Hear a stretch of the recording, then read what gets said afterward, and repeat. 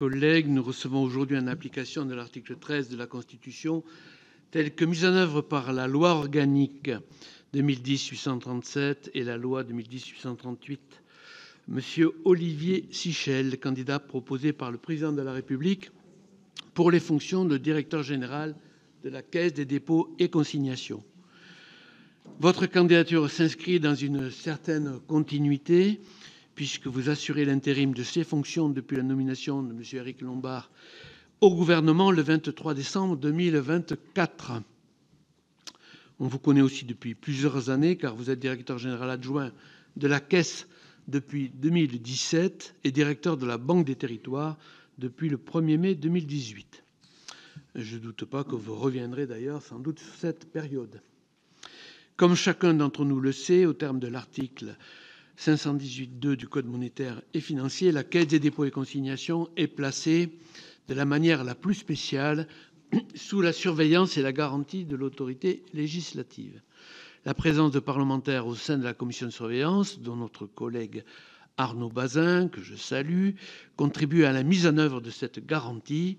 Nos échanges fréquents, récemment illustrés par l'invitation du bureau de la commission des finances à la présentation des résultats du groupe, permettent un suivi assez régulier de ces activités. Par rapport à 2018, le groupe CDC a profondément évolué, c'est rien de le dire.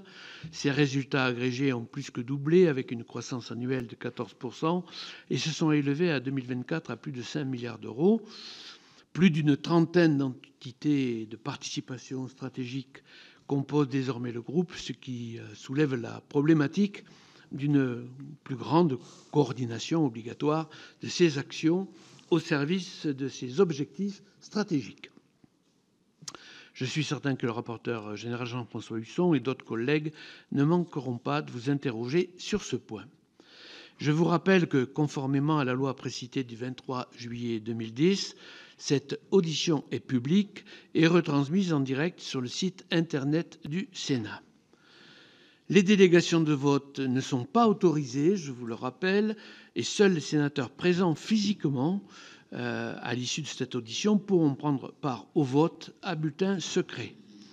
Enfin, en vertu du 5e alinéa de l'article 13 de la Constitution, le président de la République ne pourrait procéder à cette nomination si l'addition des votes négatifs exprimés dans les commissions des finances des deux assemblées représentait au total au moins 3/5 des suffrages exprimés. Vous avez été entendu à 9 h ce matin par la commission des finances, d'ailleurs on peut dire assez longuement, de l'Assemblée nationale. Donc le dépouillement simultané sera effectué après le scrutin consécutif à notre réunion. Enfin, nos collègues Marie-Carole Suntué et M. Marc Laménie m'assisteront pour ce dépouillement comme scrutateur.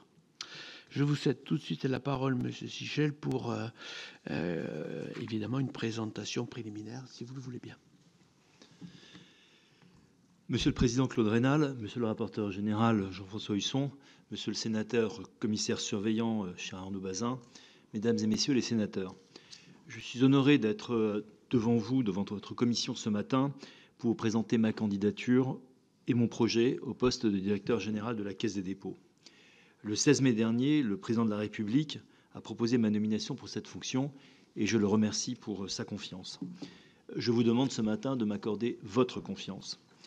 Alors vous le savez, et vous l'avez rappelé, Monsieur le Président, j'exerce cette fonction par intérim depuis fin décembre 2014, après avoir été pendant 7 ans. 2014 ? Non, 2024. 2024, merci. Vous avez vu tout de suite.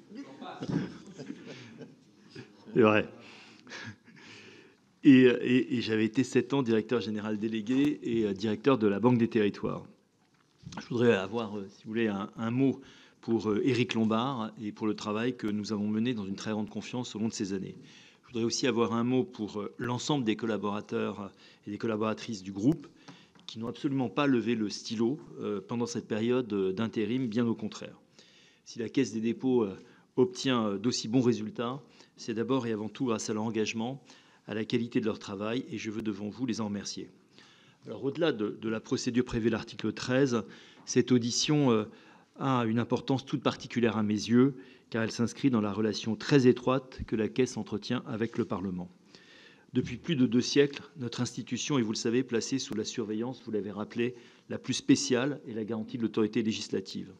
Et ce statut singulier a des traductions très concrètes, d'abord dans la gouvernance, et j'en profite pour saluer la qualité de travail avec les 5 parlementaires membres de cette commission, Arnaud Bazin qui vous représente, et puis aussi Viviane Artigalas pour la commission des affaires économiques, mais aussi la fréquence de nos relations à travers les auditions ou le travail en commission. Ma conviction, c'est que si la Caisse a pu se développer depuis si longtemps, elle le doit avant tout à la protection du Parlement. Alors le projet que je souhaite vous présenter ce matin s'appuie sur un bilan qui permet aujourd'hui à la Caisse d'être un pôle de stabilité et de confiance, 2 mots qui ont leur importance ici dans cette enceinte au Sénat et qui ont leur importance aussi vu le contexte économique et politique dans lequel nous sommes. Et la Caisse a aujourd'hui toutes les capacités d'action nécessaires pour être davantage au service des territoires, en soutien des politiques publiques et au service de nos concitoyens. Alors j'aimerais revenir sur quelques mots sur l'action que j'ai menée depuis 2018 aux côtés d'Éric Lombard. D'abord, en 7 ans, vous l'avez rappelé, Monsieur le Président, et vous étiez présent à la commission de surveillance à cette époque-là, la Caisse des dépôts s'est profondément renforcée avec le rapprochement avec la Poste. Son bilan agrégé s'établit à 1 400 milliards, ce qui donne au groupe une force de frappe financière majeure. Cette croissance de l'institution a contribué à la robustesse de nos résultats financiers et le résultat agrégé a atteint l'an dernier 5 milliards. Bon, mais ces résultats, ils n'ont pas de sens en tant que tels. Nous n'avons pas d'actionnaires. Nous sommes un établissement public. Ce n'est pas une société cotée en bourse. Ces 5,1 milliards, ils servent à renforcer nos fonds propres pour en faire plus pour les territoires et pour les Françaises et les Français. Et les fonds propres ont cru de 43%, passant en 7 ans de 48 milliards à 69 milliards. Alors, ça fait aussi de la Caisse un très bon contributeur au budget de l'État, avec un versement de plus de 2 milliards en 2024. Alors, depuis 2018, mon objectif à la tête de la Banque des Territoires, ça a été de mettre cette force de frappe financière au service des élus, au service des collectivités, au service des Français. Et on l'a fait en faisant un choix qui est celui de la proximité. Proximité avec les élus, avec les acteurs économiques de terrain. Ça veut dire très concrètement une déconcentration et plus de 90% des décisions de prêt sont octroyées en direction régionale par le directeur régional. Ça garantit une certaine proximité. Pour les investissements, c'est 50% des investissements qui sont décidés dans les territoires par les directions régionales, au plus proche de vous, au plus proche des décideurs. Et les résultats sont là. Le recours à l'épargne populaire pour le financement de l'intérêt général a plus que doublé depuis 2018. Nous avons prêté l'an dernier plus de 28 milliards au logement social et aux collectivités pour leurs projets. Et on a multiplié par 2 nos investissements. La Banque des Territoires est désormais l'un des principaux financeurs des territoires et elle a considérablement accru son empreinte territoriale. Sur les dernières années, nous avons accompagné plus de 8500 communes, soit un quart des communes du pays, de toute taille, y compris les communes rurales. Je sais qu'on y est sensible ici au Sénat, mais aussi bien en métropole qu'en Outre-mer. Durant ces 7 années, la Caisse des dépôts a aussi démontré son expertise comme opérateur de projets complexes avec mon compte formation, où nous gérons aujourd'hui 40 millions de comptes personnels de formation des Français, ce qui a permis de démocratiser l'usage de la formation professionnelle à des publics qui l'utilisaient trop peu. Alors, quel est le projet ? Le projet il va se décliner en 3 axes. Un premier axe qui est la cohésion sociale et territoriale. Un second, la transformation écologique. Et un troisième, la défense de nos souverainetés. Alors, sur le premier acte, c'est véritablement l'ADN de la Caisse des dépôts. La cohésion sociale et territoriale, c'est notre mission en faveur du logement social.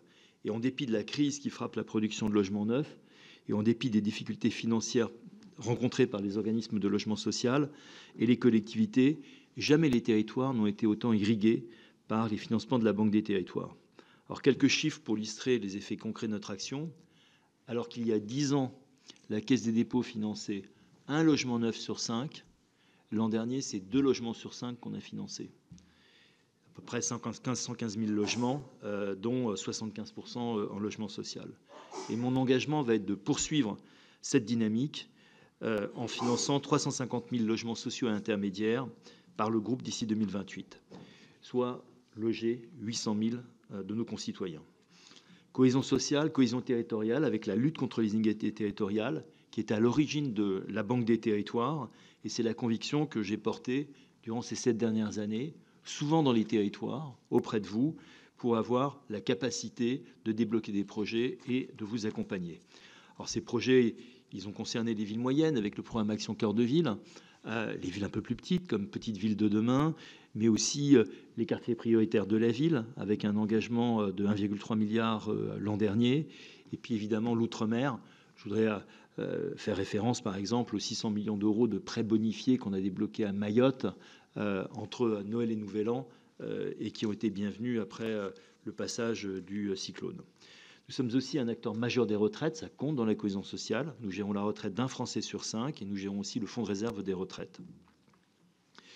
Sur la cohésion sociale, je voudrais aussi souligner que j'ai remis il y a quelques semaines un rapport sur le secteur de l'enfance protégée, l'aide sociale à l'enfance. Et j'ai pu présenter ces conclusions à la commission d'enquête menée notamment par vos collègues à l'Assemblée nationale, Laure Miller et Isabelle Santiago, qui partageaient largement mes conclusions, où je pense qu'il faut qu'on en fasse plus en termes de logement, en termes de formation pour nos jeunes qui sont les plus fragiles puisqu'ils sont passés à l'aide sociale à l'enfance. Deuxième volet, transformation écologique. Alors là, nous y consacrons des financements massifs. Le rapport Pisani-Ferry-Mafouze avait évalué à 300 milliards le coût de la transformation écologique de notre pays. Et nous avons décidé d'en mobiliser le tiers, 100 milliards, sur 4 ans, de 2024 à 2028, pour financer la transition écologique. Alors qu'est-ce que ça veut dire très concrètement? Je veux dire, la meilleure des énergies, c'est déjà celle qu'on économise. Et donc, c'est la rénovation thermique des logements sociaux. L'an dernier, nous avons rénové 100 000 logements sociaux. C'est aussi la rénovation thermique de nos bâtiments publics. Et les bâtiments publics, la moitié de nos bâtiments publics, vous le savez, sont les écoles. On s'est engagé dans un programme de rénovation de 10 000 écoles et nous venons de passer le cap symbolique de 5 000 écoles rénovées. Alors, accompagner la transition écologique, c'est aussi financer nos grands réseaux. Le réseau de transport d'électricité dont nous sommes actionnaires, pour le moderniser, pour le raccorder aux ENR. Et donc, ça participe aussi en étant interconnecté à notre souveraineté énergétique qui est fondamentale. La décarbonation, c'est aussi la décarbonation des mobilités, avec le financement des mobilités propres. Ça peut être les pistes cyclables, c'est de façon un peu plus massive, les transports ferroviaires, notamment les transports ferroviaires en région, dans lesquels on a consacré 1,8 milliard l'an dernier. Enfin, c'est la question essentielle de l'eau. Avec le développement de l'Aquaprès, c'est 1,8 milliard qui ont été déployés pour financer des stations d'épuration, pour financer des réseaux d'eau qui fuyaient, pour financer des stations d'assainissement. Et ça a bénéficié à plus de 25 millions de personnes pour améliorer la ressource en eau en quantité et en qualité. J'en viens au troisième axe qui est l'action en faveur des souverainetés. J'ai déjà parlé de la souveraineté énergétique, mais je veux parler aussi de notre mobilisation en faveur de la souveraineté industrielle, qui est là la raison d'être de BPI France. Mais au-delà de BPI France, ce sont les territoires industriels qu'il faut soutenir, et la Banque des territoires investira 1 milliard en fonds propres dans le cadre de la seconde phase du programme Territoire d'industrie pour favoriser l'implantation de nouveaux acteurs sur des sites industriels et engager la décarbonation de notre secteur.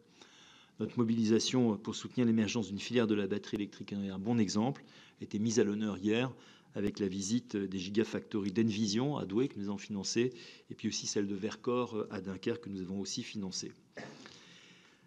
Alors, autonomie stratégique, ça passe aussi par les infrastructures de marché. Et suivant les recommandations du rapport L'État sur l'achèvement du marché unique et Draghi sur la compétitivité européenne, nous sommes devenus actionnaires des grandes infrastructures de financement de marché, Euronext pour les bourses européennes et Euroclear, qui, vous le savez, détient les avoirs russes, et nous l'avons fait aux côtés de nos homologues italiens et belges. Enfin, la souveraineté, c'est la souveraineté tout court, avec le financement de l'effort de défense, qui est une politique publique que la Caisse soutient à hauteur de 50 milliards. Et j'ai récemment réaffirmé cet engagement de la Caisse qu'on va amplifier aux côtés de BPI pour soutenir la base industrielle et technologique de défense. Alors, ce plan stratégique au service des Français, de nos territoires, de nos économies, la Caisse dispose de marge de manœuvre, mais je pense qu'on peut aller plus loin dans deux directions. La première direction, c'est la fédération du groupe pour avoir une action plus cohérente dans toutes ses composantes, y compris la Poste, BPI France, mais les autres filiales.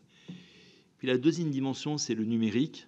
Je viens d'un passé digital et je pense qu'on est à l'aube d'une grande transformation technologique et que la Caisse a un rôle à jouer. Alors sur le groupe, c'est le premier levier que je souhaite amplifier si vous m'accordez votre confiance. J'ai évoqué le rapprochement avec la Poste, Mais je pense qu'il faut, à travers les territoires, être capable de mieux fédérer toutes les énergies au projet pour soutenir le projet d'un territoire. On a récemment annoncé, par exemple, le logement étudiant. On est en pénurie de logements étudiants et nous avons annoncé que nous financerons à hauteur de 5 milliards sur les 5 prochaines années 75 000 logements étudiants. Et là, toutes les composantes du groupe vont être sollicitées. CDC Habitat pour le logement social, ICAD pour la promotion, la Poste Immobilier pour le foncier disponible et évidemment la Banque des Territoires comme investisseur. Sur le numérique, alors vous connaissez mon engagement et mon passé dans le numérique, mais dans un numérique que je souhaite être européen et humaniste. Je l'ai mis au cœur de la Banque des Territoires. Alors d'abord en réduisant la fracture numérique. On a, quand je suis arrivé dans la zone dite RIP, de réseau d'initiative publique, il y avait 500 000 prises en très haut débit.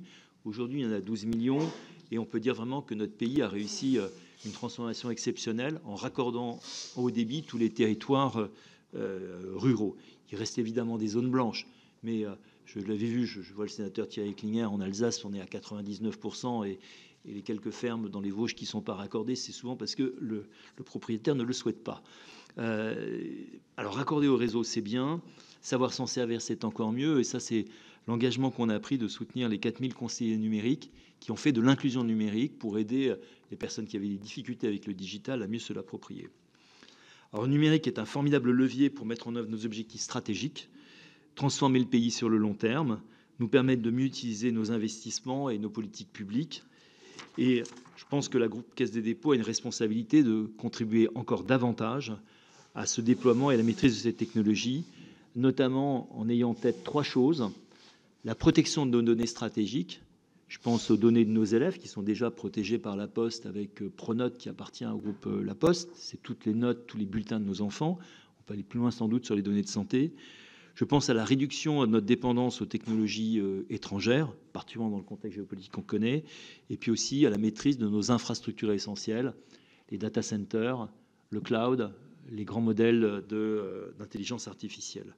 Il faut qu'on puisse maîtriser notre destin numérique pour choisir des solutions plus éthiques, plus responsables, plus frugales. Alors voilà, pour mener à bien ces chantiers, la Caisse des dépôts dispose des compétences humaines, des marges de manœuvre financières. Je tiens à le mentionner, l'extension du groupe et la plus grande proximité avec les territoires ont été menées à un coût maîtrisé. La commission de surveillance y veille. Ce sera aussi le cas pour les missions que nous avons à accomplir dans les années à venir. Mesdames et messieurs les sénateurs, fracture territoriale, cohésion sociale, transition énergétique, autonomie stratégique, la liste des thèmes abordés ce matin est longue.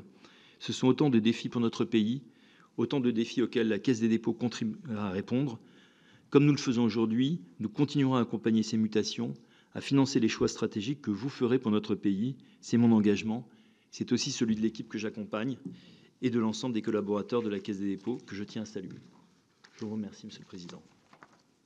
Merci, Monsieur Sichel. Monsieur le rapporteur général, et je vais demander à mes collègues de s'inscrire pour la suite. Merci.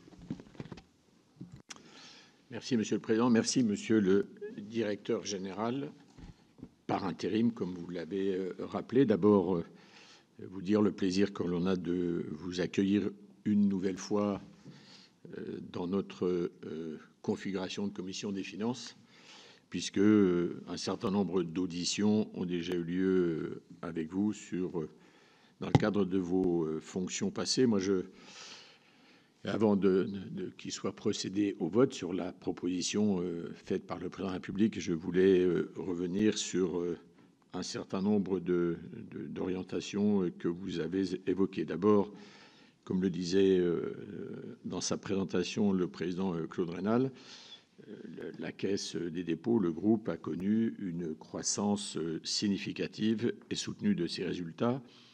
Le contexte macroéconomique et le recul progressif de l'inflation vous paraissent-ils, comment dirais-je, s'inscrire dans une période toujours favorable de cette tendance? Vous le savez, on est dans une situation particulièrement préoccupante de nos comptes publics. Je voulais simplement savoir de quelle manière, par exemple, sur la transition écologique et ou la défense, là aussi, comment la Caisse compte s'impliquer.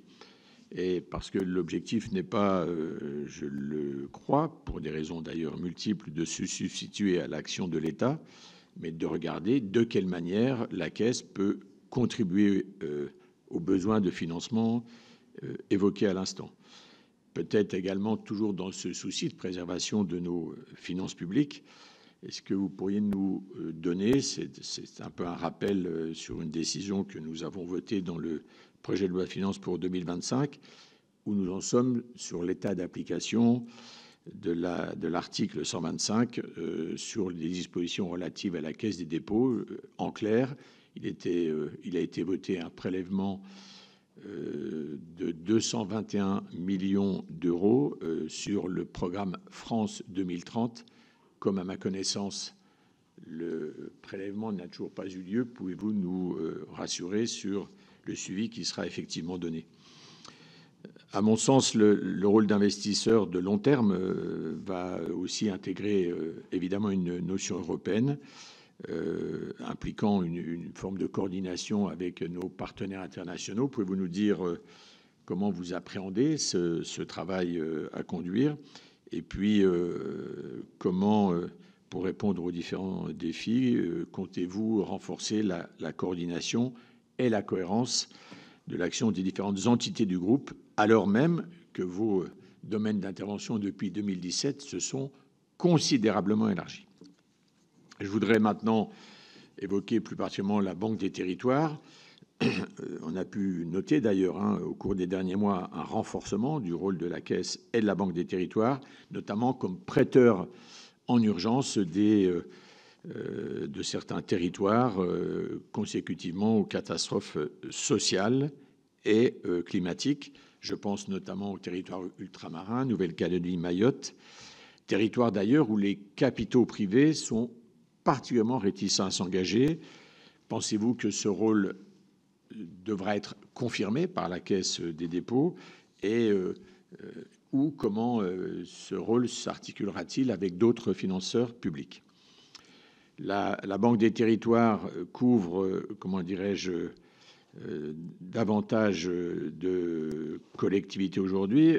Comment comptez-vous maintenir, voire accélérer l'accompagnement que vous avez évoqué des collectivités, les grandes bien sûr, les villes petites et moyennes ou moyennes, mais peut-être davantage, et vous avez rappelé l'attachement aux territoires ruraux. Il me semble en tout cas que leur accompagnement devrait être plus souple et davantage soutenu, un soutien qui pourrait peut-être également être accompagné indirectement par des solutions de financement accrues, notamment à l'endroit des services publics ou au nom des services publics qu'il est nécessaire d'y implanter ou de consolider. Vous avez évoqué celui de l'éducation à travers le programme des écoles. Je veux revenir sur un sujet qui est un sujet auquel on est tous attachés, le sujet notamment du financement des gendarmeries, par exemple, dans les territoires ruraux, là où les modèles pour les petites unités ne fonctionnent pas comme il faut et donc où il y a de la carence. Pour poursuivre sur le sujet, plusieurs filiales du groupe interviennent au niveau local, notamment Banque des Territoires et La Poste. Jusqu'où pensez-vous qu'une action, l'action des deux, pourrait être peut-être davantage coordonnée, voire une mutualisation de certains des moyens pour faciliter à la fois le financement et le soutien au projet? Je voulais peut-être aborder un dernier sujet concernant le sujet de l'assurance des collectivités locales. On l'a évoqué il y a quelques instants à travers le rapport de ma collègue Marie-Carole Ciinture, de notre collègue d'ailleurs. Pouvez-vous nous dire si là aussi le groupe La Poste, puisque il y a une partie d'activité assurantielle, envisage de venir davantage sur ce marché au regard de la complémentarité des fonctions, notamment de financement des collectivités, la fameuse banque assurance. Je veux, pour terminer mon propos, aborder deux derniers sujets. Vous les avez évoqués, celui des souverainetés et notamment concernant la défense, vous avez évoqué votre préférence dans les questions que je vous avais adressées pour un grand fonds public ou un fonds grand public, c'est comme on veut, permettant de financer la base industrielle et technologique de défense. Quels avantages voyez-vous à ce mode de financement, peut-être plutôt qu'un produit d'épargne spécifique? Et puis le logement qui est au cœur du métier ou des métiers de la Caisse et notamment de la CDC Habitat. Nous avons en France des difficultés, maintenant on peut le dire, structurelles. La Cour des comptes en 2024 a évoqué le fait que la production de logements neufs, vos objectifs n'étaient pas atteints.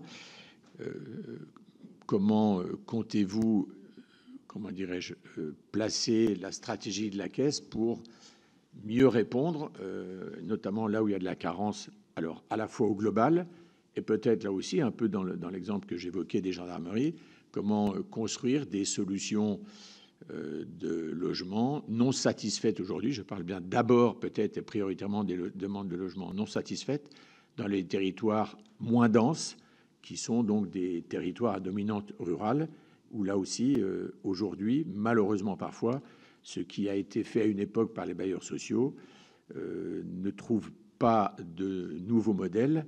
Et en existe-t-il un dans lequel la Caisse pourrait aujourd'hui s'engager? Monsieur le directeur, compte tenu du nombre large de questionnements du rapporteur général, je vous propose d'entendre les questions également de notre autres commissaires, de manière à ce que vous puissiez les intégrer dans vos réponses. Sinon, j'ai peur que cela prenne énormément de temps. Donc, Grégory Blanc, puis Hervé Maurey. Excusez-moi, je vais donner la parole par correction à Arnaud Bazin en premier, en tant que commissaire rapporteur. Ça me paraît naturel. C'est trop d'honneur, Monsieur le Président, merci.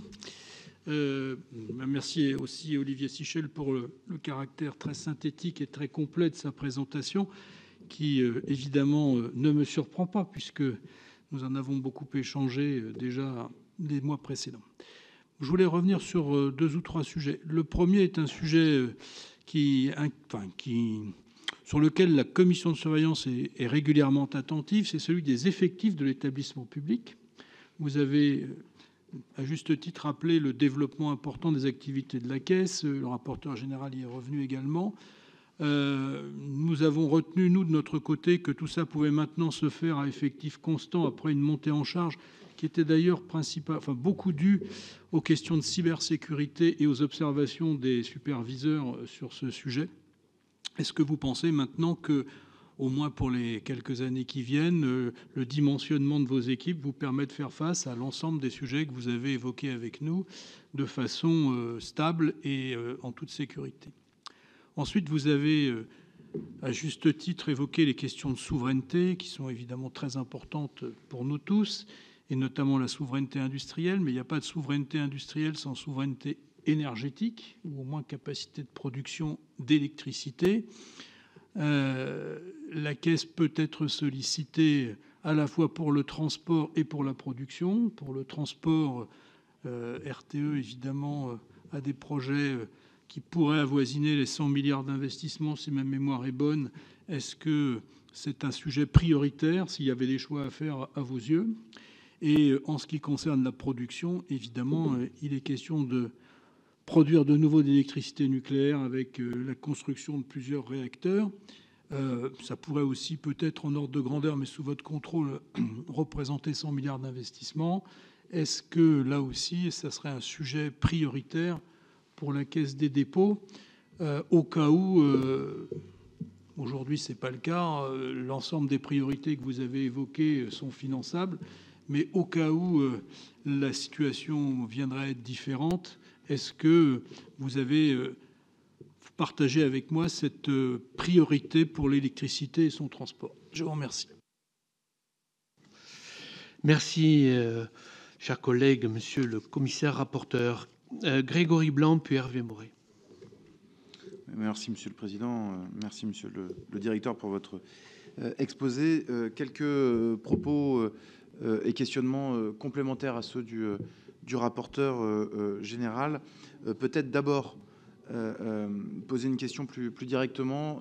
Il y a eu quelquefois par le passé un certain nombre de polémiques sur des sujets d'investissement ou des choix d'investissement de la Caisse des dépôts concernant la transparence et le sujet de la transparence. Comment abordez-vous ou comptez-vous aborder le mandat que vous sollicitez? Il y a un certain nombre de points comme ça qui permettraient d'avoir des clarifications. Vous ne l'avez pas évoqué au moment de votre exposé, donc je souhaitais savoir quelles étaient vos orientations en la matière. En complément donc du rapporteur, des propos du rapporteur général sur la transition écologique, on a le PNAC 3 qui chiffre à 143 milliards d'euros les dégâts liés aux catastrophes naturelles d'ici 2050. On sait qu'on a des systèmes assurantiels qui craqueront si on passe la barre des 2,5 degrés. Et parallèlement, on sait que nous ne sommes pas au rendez-vous de l'investissement public puisque l'IGF chiffrait à 21 milliards d'euros ce que devait investir chaque année d'ici 2030 l'ensemble du secteur public local, et nous savons que nous en sommes loin. Ma question est la suivante. Votre prédécesseur affirmait ici que les collectivités locales avaient la capacité à emprunter davantage pour faire face au mur d'investissement. Et parallèlement, le gouvernement nous indiquait que quand les collectivités empruntent, évidemment, ça se retrouve dans les calculs du déficit au sens de Maastricht. Donc ma question est la suivante. Comment comptez-vous créer des véhicules ou trouver des solutions qui permettent de financer les besoins qui sont les nôtres de façon à répondre aux deux aspects? Et puis en corollaire, très rapidement, vous n'avez pas parlé de l'enjeu de la dépollution. On a parlé de l'enjeu de l'eau, de la qualité de l'eau. Vous avez parlé de la décarbonation, mais on n'a pas parlé de l'enjeu de la dépollution, et notamment en milieu rural, là où on sait qu'il y a des besoins de financement avec des capacités de financement qui, pour le coup, sont plus réduites. Donc, comment comptez-vous aborder ce sujet-là? Merci Grégory. Hervé Maurey, puis Marc Laménie. Merci Monsieur le Président, Monsieur le Directeur Général par intérim. Quelques questions à mon tour. Première question, le contexte financier et budgétaire particulièrement contraint est-il de nature à impacter les missions de la Caisse des dépôts? En clair, est-ce que d'abord il n'y a pas un risque que l'État vous demande des versements supplémentaires ou des missions supplémentaires?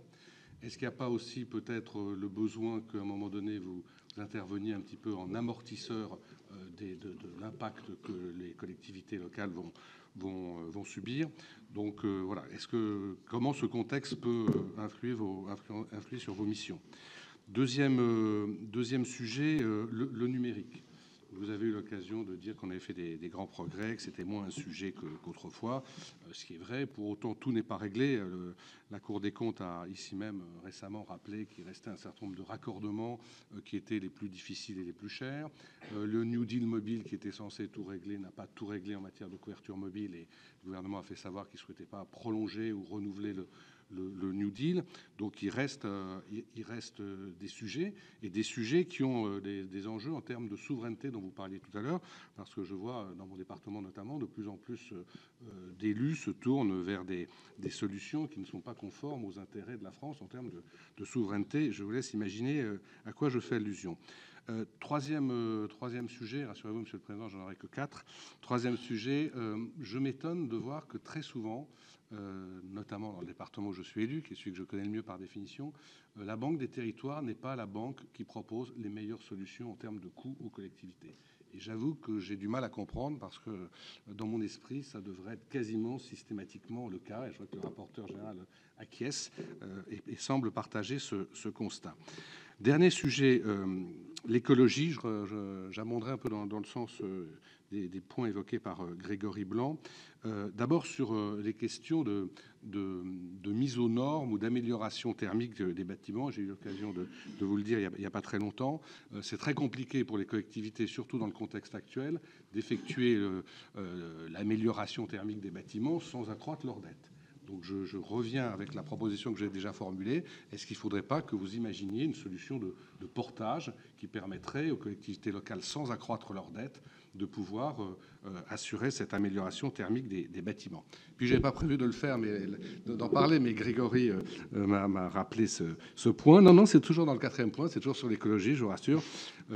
Il faisait allusion, sans le mentionner, je pense, à une récente émission de télévision qui a souligné le fait qu'en termes de transparence, on ne savait pas toujours où les fonds qui étaient gérés par la Caisse des dépôts allaient, et notamment le livret de développement durable, qui, d'après cette émission, laissait à penser que dans certains cas, finançait des industries qui étaient tout sauf vertueuses du point de vue du développement durable.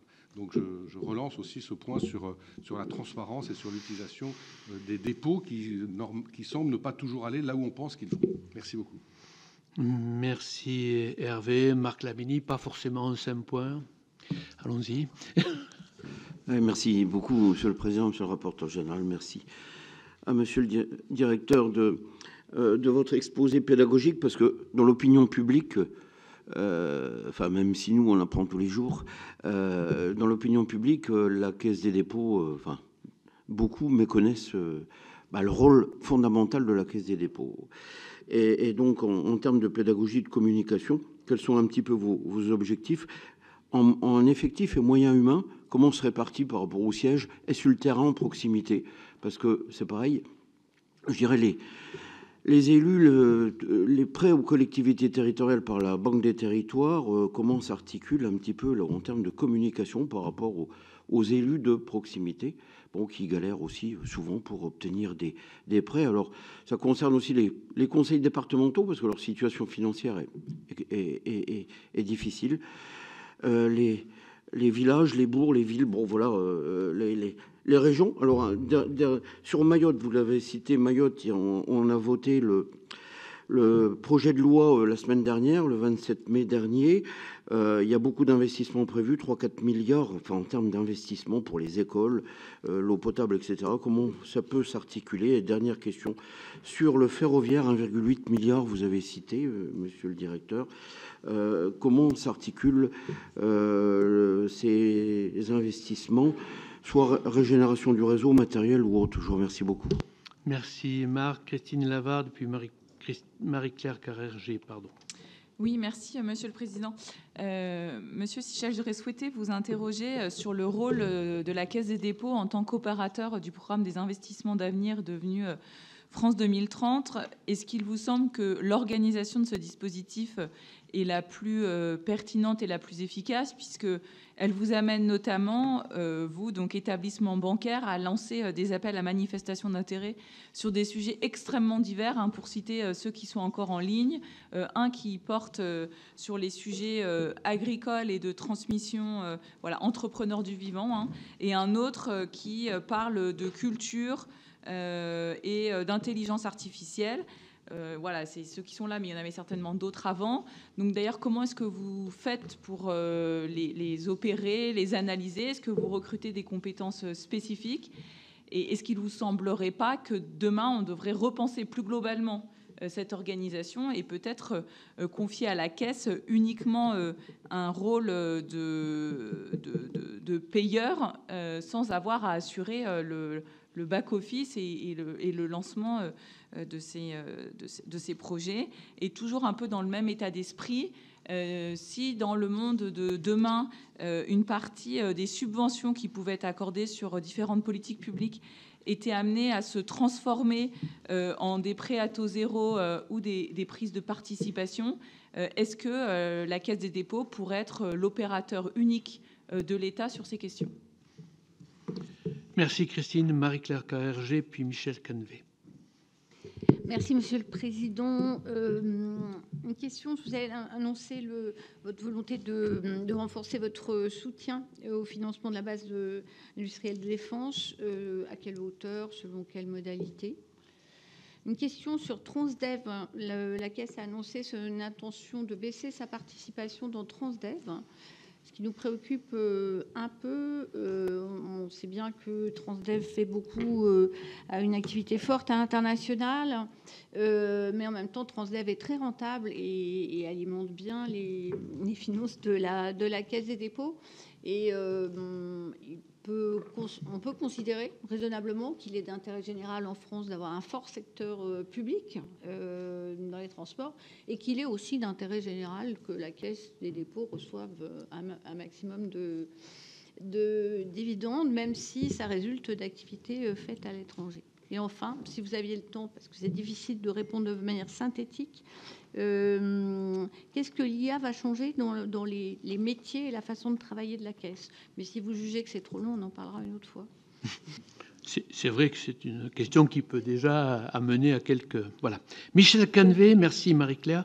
Michel Canvet, puis Thierry Cozic. Merci, Monsieur le Président. Ma question se rapproche fortement de celle exprimée par Christine Lavarde, qui concerne la capacité de la Caisse, parce que vous l'avez rappelé dans votre propos, l'accompagnement des projets de Gigafactory, mais quelle est la capacité de la Caisse peut-être à accompagner plus fortement ces implantations de Gigafactory en France? On pourrait effectivement, opportunément, remplacer les subventions que l'État n'est plus en mesure d'octroyer par des prêts qui pourraient être éventuellement cautionnés par l'État et qui pourraient être alloués par la Caisse. Mais la Caisse a-t-elle la capacité de le faire? Merci Michel. Thierry Cozic, puis Albéric de Montgolfier. Merci Monsieur le Président. Deux petites questions rapides, notamment sur la stratégie de la Caisse. Je voulais savoir quelles étaient les grandes priorités sur comment vous allez adapter votre stratégie entre rentabilité financière de la Caisse, mais aussi et les missions de service public. Et une deuxième question qui est un peu plus large, vous avez commencé à l'esquisser, notamment avec le rapprochement avec la Poste, les projets de transition écologique et de souveraineté industrielle. Mais quels sont les grands axes d'investissement prioritaires pour les prochaines années de la Caisse? Merci Thierry. Albéric de Montgolfier. Merci Monsieur le Président. Une question sur la réactivité que je partageais avec mes collègues. Pour avoir tenté de monter un certain nombre de dossiers dans le secteur privé, notamment avec la Caisse des dépôts, je ne suis jamais arrivé en 20 ans une seule fois.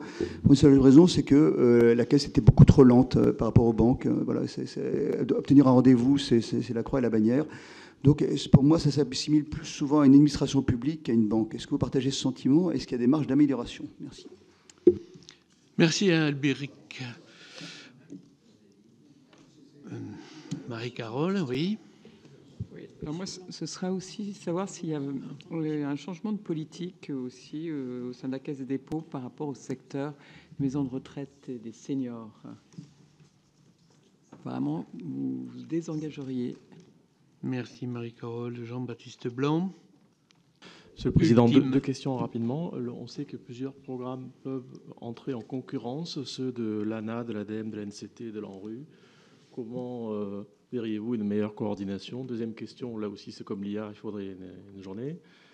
Le financement du ZAN, comment pourrions-nous accompagner les collectivités locales sur ce sujet, ce défi? Merci. Merci. Monsieur le directeur par intérim, nous votons très exactement dans 18 minutes et donc vous avez la parole.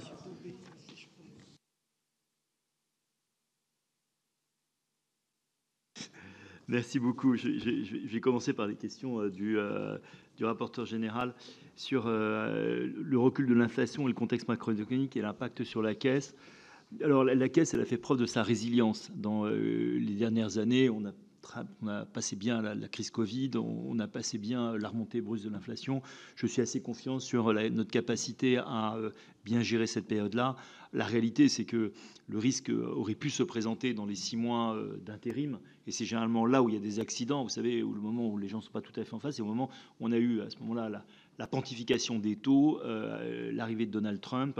Et je suis en mesure de vous dire que normalement l'année 2025 va être bonne. On a déjà réalisé 80% de notre programme de plus-value. Alors, sur la transition écologique, je pense que les financements qu'on peut apporter sont des financements longs et à des taux très intéressants. Aujourd'hui, le taux du livret A est à 2,4% et globalement, nos financements, c'est taux du livret A plus 0,4%. Donc, en financement long, on arrive à 2,8%. Franchement, l'État émet aujourd'hui à 10 ans à 3,65%. Donc, ces financements sont intéressants. J'entends le point qui a été traité à un moment de dire, dans mon département, les financements de la Banque des Territoires ne sont pas concurrentiels. Dans les financements courts, nous ne sommes pas concurrentiels et nous n'avons pas vocation à l'être parce que là, c'est le domaine de la concurrence entre les banques privées, le Crédit Agricole, les banques populaires, les caisses d'épargne, elles sont là Et en dessous de 30 ans, c'est à elle de financer. Et je rappelle une chose, c'est que la Banque des Territoires ne finance pas le financement budgétaire courant, elle finance uniquement les investissements. Et franchement, sur les investissements longs, nous sommes, je pense, véritablement compétitifs. Ça m'amène à votre question sur l'endettement des collectivités locales. Alors là, moi, je vais prendre une position forte. Je pense que ce n'est pas les collectivités locales qui sont responsables de la dette publique française. Quand vous regardez dans les 300 milliards de dettes que l'on a 8% de dette des collectivités locales. L'an dernier, la dérive de la dette des collectivités locales était extrêmement réduite. On parle d'une augmentation de 1,7%. Moi, je fais confiance aux élus locaux pour prendre les bonnes décisions parce qu'ils les prennent en proximité. Et donc, à partir de là, je suis en accompagnement très très fort des élus pour financer leurs projets. On arrive à les financer. J'ai bien vu la question de Monsieur de Montgolfier. Je pense qu'on a essayé de changer. J'imagine qu'il y a encore des difficultés à certains endroits, mais on ne serait pas passé de 12 milliards de prêts à 28 milliards de prêts si on avait manqué de réactivité. On n'aurait pas fait passer notre portefeuille d'investissement de 1,8 milliard à 8 milliards d'investissements si on avait manqué de réactivité. Alors après, je pense qu'il peut y avoir des difficultés à certains endroits. On n'est pas à l'abri des équipes qui sont un peu moins performantes ou qui sont surchargées ou d'un endroit où ça réagit moins que d'autres, mais je vais regarder le point. Par rapport à la question qui a été posée justement des effectifs et de leur répartition sur les territoires. Alors moi, je fais très très attention à ce qu'il y ait plus d'effectifs à la Banque des Territoires sur le terrain, auprès de vous, auprès des élus qu'au siège. C'est une lutte de tous les instants. La tendance des organisations, et ça fait longtemps que je dirige des organisations, c'est qu'il y a toujours plus pour le siège. Et puis, dans les territoires, en direction régionale, ça, c'est toujours extrêmement difficile. Par rapport à la question globale des effectifs, je pense que la question d'Arnaud Bazin, à l'effectif où on est, ça permet de faire l'affaire. Si on ne nous confie pas de nouveaux gros mandats, si on nous confie un gros mandat, je ne sais pas, sur les retraites, ou si, justement, suite à votre question, Madame Lavarde, sur le PIA, on rebat complètement les cartes, à ce moment-là, il faudra que les effectifs suivent. Mais à date, notre effectif qui est restreint, c'est 6 000 personnes à la Caisse des dépôts, pour un total de bilan de 1 400 milliards, ça me semble assez raisonnable. On est d'ailleurs soumis par la commission de surveillance de façon régulière à un certain nombre de comparaisons avec une incitation à la performance opérationnelle extrêmement forte. On est très concentré sur ce sujet-là. Et par rapport à la question de la sénatrice KRG, l'intelligence artificielle, elle va nous permettre de gagner en performance opérationnelle. On fait énormément de rapports. Ces rapports, on peut les faire par l'intelligence artificielle. Un autre domaine où j'attends beaucoup de l'intelligence artificielle, c'est la lutte contre la fraude. On a plein de dispositifs, comme par exemple Mon Compte Formation, qui sont des grands dispositifs qui utilisent beaucoup de data. Et là, il faut absolument que notre intelligence artificielle nous aide à lutter contre la fraude. Donc ça, c'est les grands domaines d'intelligence artificielle.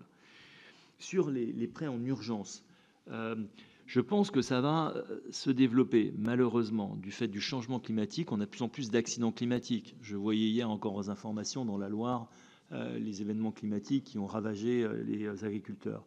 Donc on a mis en place ce prêt catastrophe naturelle, que dans notre jargon on appelle le prêt CatNat, qui est là pour apporter aux collectivités locales, je dis aux collectivités locales, des financements en urgence. Nous n'apportons pas de financement aux entreprises. Ça, c'est le rôle de BPI France. La Banque des Territoires, elle finance les bailleurs sociaux, elle finance l'immobilier, elle finance les collectivités locales à tous les gens, mais elle ne finance pas les entreprises. Mais quand il y a des drames et des catastrophes naturelles, les équipements publics, ils sont touchés les premiers. Les écoles sont par terre, les bâtiments techniques sont aussi par terre. Il faut bien les redresser. Alors, sur les questions qui m'ont été posées sur le périmètre du groupe et puis Transdev et Aegis. Comment est-ce que nous raisonnons dans le périmètre du groupe? On raisonne au regard d'un triple critère: l'intérêt général, l'intérêt social et puis l'intérêt patrimonial de la caisse.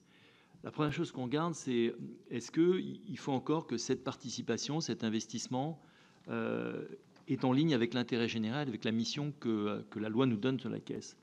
C'est vrai que quand Transdev commence à avoir 70% de son chiffre d'affaires à l'international, que Aegis, une autre boîte d'ingénierie, a plus de 70% de son chiffre d'affaires international, on se pose des questions. Transdev, 100 000 personnes, Le premier employeur en pays, c'est les États-Unis. On a 30 000 chauffeurs de bus qui font les transports publics de Denver, de Washington, de Los Angeles, d'Orange County, de Louisiane. Et on se dit, est-ce que c'est encore à la Caisse des dépôts de financer ce développement?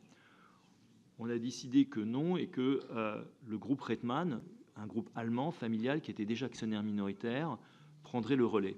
Pour autant, on reste actionnaire à 34%. Je continue à siéger au conseil d'administration de Transdev et je suis très attentif d'abord aux contrats d'Île-de-France qui ont été signés, mais aussi à l'évolution du transport public en France, notamment l'ouverture à la concurrence de la ligne Nice-Marseille. On a décidé ça sous le contrôle de la commission de surveillance, en partenariat avec les pouvoirs publics qui sont assez riches quand même en groupe de transport public. Je rappelle que la SNCF est publique, que la RATP est publique, et donc on va rester actionnaire. L'argent que l'on le retire, on le met dans d'autres endroits où à ce moment-là l'intérêt général nous semble pertinent. Je parlais par exemple d'Orpea. Qu'est-ce qui s'est passé sur Orpea? On avait cette entreprise qui partait vraiment dans une situation absolument dramatique, et il y avait plusieurs dizaines de milliers de résidents et plusieurs dizaines de milliers d'aides-soignants. On se disait que, vu la transition démographique et vu les défis qu'on devrait affronter dans le secteur du vieillissement, laisser cette entreprise se faire dépecer par des hedge funds n'était pas la bonne idée. Et donc, on est rentré au capital de cette entreprise dans le but aussi de moraliser ses pratiques, d'avoir véritablement un référentiel fort en termes de formation des aides-soignants, en termes de taux d'encadrement, et on vise un taux d'encadrement assez élevé. Ça ne veut pas dire qu'on a une stratégie uniquement faite sur le privé. Dans la Banque des Territoires, on a 4 milliards d'encours sur les EHPAD publics, et donc on est très présent sur les EHPAD publics. On a constitué avec Arpavi et SOS un groupe non lucratif associatif sur les EHPAD. Mais on annoncera très bientôt des engagements plus forts sur la santé et le vieillissement, parce que je pense, pour répondre aux axes de développement de la Caisse, que c'est un axe de développement important vis-à-vis de l'évolution de notre démographie. Il y a eu plusieurs questions qui ont été posées sur notre soutien au monde rural et aux maires ruraux. C'est une de mes préoccupations fortes. Alors, quand je discute avec des maires ruraux, et ça m'arrive quand même assez souvent, le premier besoin, c'est quand même l'ingénierie, le conseil. Donc on a ce service qu'il faut qu'on fasse plus connaître, qui est Rural Consult, qui est un service d'aide par téléphone. Il y a quand même 6000 conseils qui sont donnés chaque année pour les villes, pour les communes de moins de 5000 habitants et les intercommunalités de moins de 50 000 habitants. Je pense aussi qu'il faut qu'on change le regard sur la ruralité. C'est pour ça que j'ai soutenu la création de l'Institut des hautes études du monde rural avec Dominique Faure, parce que c'est des territoires qui sont porteurs de ressources foncières, de ressources naturelles, de ressources en termes de logement. Et par rapport à votre question, monsieur le rapporteur, sur qu'est-ce qu'on peut faire sur les logements dans le monde rural, on a développé au sein de la Banque des Territoires une centaine de foncières. Alors, il n'y a aucune foncière qui ressemble à une autre. On s'est calé sur les territoires. Par exemple, en Bretagne, on a une foncière qui s'appelle Brécité, qui regroupe toute la Bretagne. À des territoires de Belfort, on en a une petite, mais très efficace, qui est née sur la récupération de la friche Alstom. Je pense que ces foncières, elles sont surtout tournées vers le commerce aujourd'hui. Pourquoi ne pas essayer d'avoir des équilibres avec du logement dans ces foncières? Il me reste combien de temps? Allez-y. Sur l'assurance des collectivités locales, la CNP fait partie du groupe. Pourquoi ne pas étudier cela? Mais la CNP, c'est un assureur de personnes. C'est essentiellement un assureur vie d'ailleurs. Il a une faible part de marché dans l'assurance dommages. Sur la défense, parce que c'était d'actualité, on m'a posé une question. Pourquoi est-ce que on fonctionne avec un fonds d'investissement? Donc, qu'est-ce que va faire BPI? BPI va lever 2 fonds. Un fonds dans lequel nous participerons, où ils seront actionnaires, ils apporteront des fonds propres à la base intellectuelle de défense. Et puis un fonds ouvert aux particuliers, dans lesquels les gens pourront souscrire à 500 ou à 1000 euros pour participer eux-mêmes à l'effort d'investissement. Et on pense que c'est BPI qui est la mieux armée, sans jeu de mots, pour être le rôle d'actionnaire auprès des entreprises. Ce n'est pas la Banque des Territoires. En revanche, la Banque des Territoires, elle se présente dans les infrastructures de défense, et notamment les logements des gendarmes, pour lesquels, vous le savez, on a fait des propositions de financement innovants en utilisant les bailleurs sociaux pour permettre que ça ne pose pas sur les financements des collectivités locales. Il y a une question sur la dépollution, c'est présent. On est investisseur dans les fonds Ginko et Brownfield et on fait des grosses opérations de dépollution qui sont importantes pour nous. Sur le financement du ferroviaire, une question, donc on finance le ferroviaire, en fait on finance les régions et avec des montages d'ailleurs qui sont déconsolidants. C'est-à-dire qu'on l'a fait pour la région Centre-Val de Loire, on l'a fait pour la Normandie, on l'a fait pour les Hauts-de-France, on l'a fait pour la région Grand Est qui a été pionnière dans ce domaine-là. C'est une structure qui acquiert les matériels ferroviaires et c'est celle-là qui s'endette et qui les met à disposition de l'opérateur, le souvent de la SNCF. Et là, on a financé à peu près plus de 500 rames. Hein. C'est des financements absolument massifs qu'on utilise.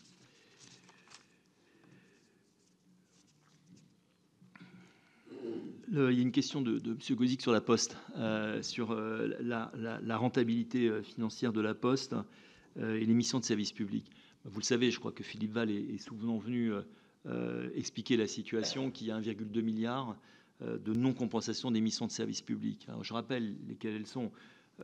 L'accessibilité bancaire, qui est quelque chose de très important pour l'inclusion de tout le monde, pour avoir accès aux comptes bancaires. Il y a l'aménagement du territoire, à lequel je suis extrêmement attaché, les 17 000 points de présence. Le service universel postal, qui fait l'objet d'un débat, est-ce que ça rentrera dans le cadre de la loi, parce qu'on n'a pas trouvé de véhicule pour le porter, ou est-ce que ce sera délégalisé du décret réglementaire. Et puis il y a la mission de la presse, qui personnellement me préoccupe le plus quand je vois qui sont les actionnaires des grands groupes de presse, et que je vois que c'est à 475 millions, que cela repose sur les postières et les postiers. Je trouve que là, le fardeau est un peu lourd et que sans doute, il faut se répartir la tâche sur la presse, d'autant plus que la presse est en train de se digitaliser rapidement. Je pense que j'ai à peu près répondu à tout dans le temps imparti, mais si vous me laissez... Alors, environnement, bon, si je suis relancé. Alors, sur la question de la transparence... la relance, mais vous avez noté qu'il y avait un point encore. Alors, sur la transparence,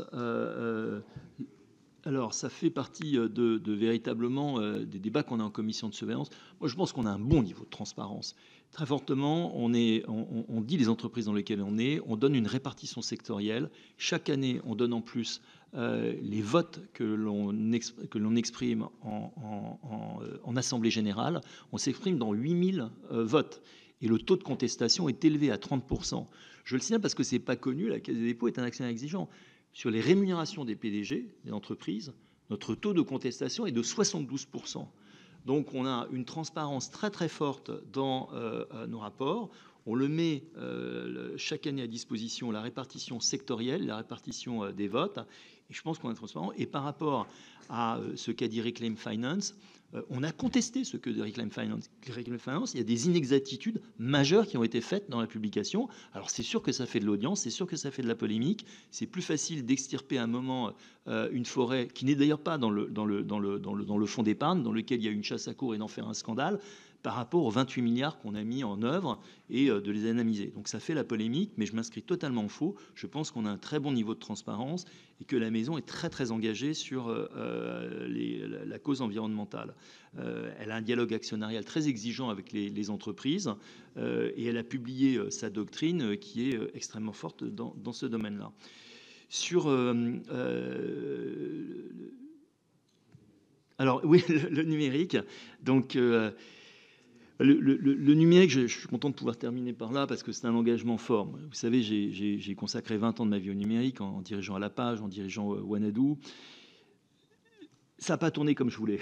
Lorsque j'ai été dirigeant de Wanadoo et que l'Internet est arrivé, je voyais ça comme un domaine véritablement de libre expression, de très grande horizontalité et je ne m'attendais pas à ce qu'à un moment ce soit un outil orwellien fait par les Chinois de contrôle social ou un outil contrôlé par des monopoles dirigés par des milliardaires devenus trop riches, trop jeunes.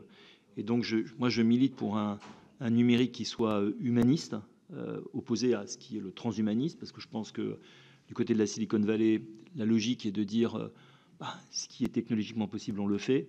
Et donc, implanter des puces dans le cerveau pour faire des surhommes, on le fait. Manipuler des embryons, on le fait. Ce n'est pas ma vocation. Et pour ça, je pense qu'il faut que l'Europe reprenne sa souveraineté et qu'on ait nos propres géants. D'où les initiatives qu'on a eues dans le cloud en faisant avec les champions français d'Assosystème NumSpot, d'où le soutien qu'on a à Mistral et à la Caisse des dépôts en intelligence artificielle. On utilise Mistral, on n'utilise pas OpenAI, et d'où une attention très très forte à où seront nos données, qui utiliseront nos données, quels seront nos data centers, et il faut qu'on revienne absolument dans la course à ce moment-là. Et je pense que c'est aussi une affaire d'exemplarité de la commande, et je souhaite que la Caisse des dépôts, dans tous ses compartiments, dans tout son groupe, soit exemplaire dans ses commandes et dans sa stratégie de réduction à la dépense aux technologies étrangères. Monsieur le directeur, nous sommes pile poil à l'heure du vote. Donc, on vous remercie beaucoup. En même temps, on vous remercie de cette capacité à répondre de manière rapide mais argumentée sur l'ensemble des sujets qui ont été abordés. Je rappelle simplement que les sujets que vous avez abordés, il aurait fallu pour les traiter une dizaine de ministres si on était à l'échelle gouvernementale. Hein. Donc, parce qu'il y a énormément de secteurs qui ont donné lieu à des questionnements et vu ce qui est finalement l'échelle aujourd'hui de la Caisse des dépôts. Alors j'ai compris aussi à la fin que quand on était plus âgé, on devait être milliardaire. J'ai quelque part l'impression que j'ai raté ma vie, mais bon, c'était un peu ça.